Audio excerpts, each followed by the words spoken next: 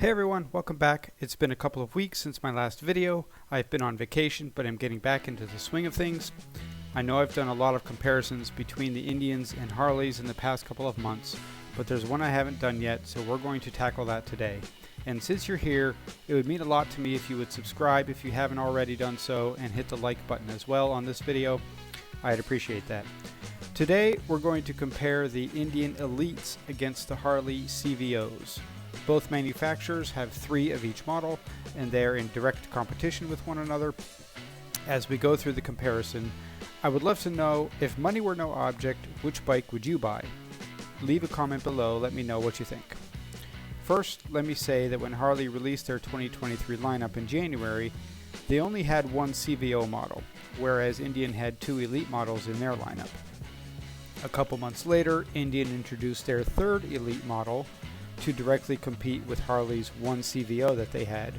A couple months after that, Harley released 2 more CVOs, and so each company now has 3 of their high-end and, in my personal opinion, rather overpriced bikes. But regardless of my own opinion on these bikes, let's compare them and see who comes out on top. We'll start at the bottom of the price range and compare the Indian Chieftain Elite against the Harley CVO Street Glide. The Indian Chieftain Elite has a price of $35,500, comes in only one color, black with bronze accents. It has a 116 cubic inch Thunderstroke engine, which has 126 foot-pounds of torque. It weighs about 830 pounds, has a 400 watt sound system, 25.5 inch seat height, and has a 65.7 inch wheelbase. It has the same 7 inch touch screen as the base Chieftain, but includes all the available options such as tire pressure monitoring, GPS, a year of ride command, etc.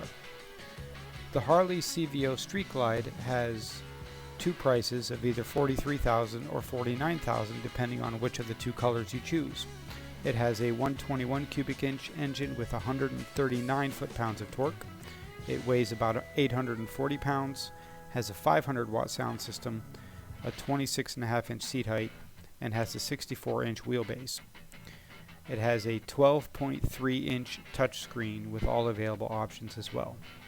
Harley really pulled out all the stops on the new CVO, definitely one-upping the Indian in terms of engine power and size, electronic features, and sound system. But all that extra power and all those extra features come at a pretty hefty price. Is it worth it? Let me know what you think in the comments. Moving on to the Challenger Elite versus the CVO Rogue Glide.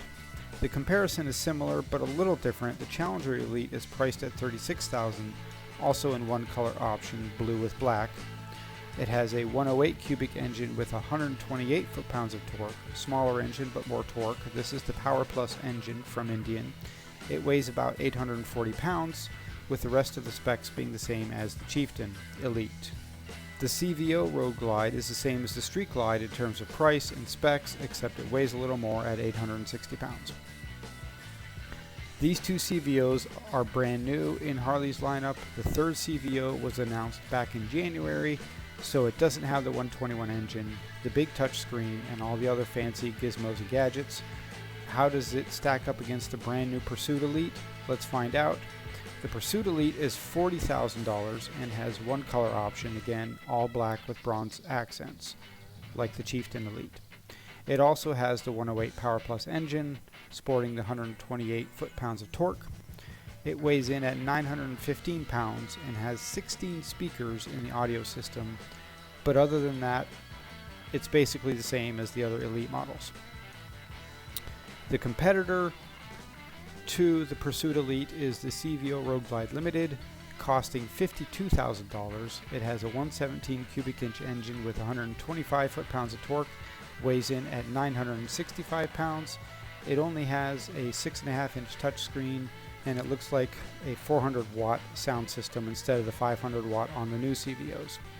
Between the Indian Pursuit Elite and the Harley CVO Rogue Glide Limited, the Indian wins hands down. It has a tiny bit more power and weighs about 45 pounds less for a much lower price. So the new Harley CVOs definitely up the ante on high-end baggers, whereas the CVO introduced at the beginning of the year definitely leaves a lot to be desired in my opinion.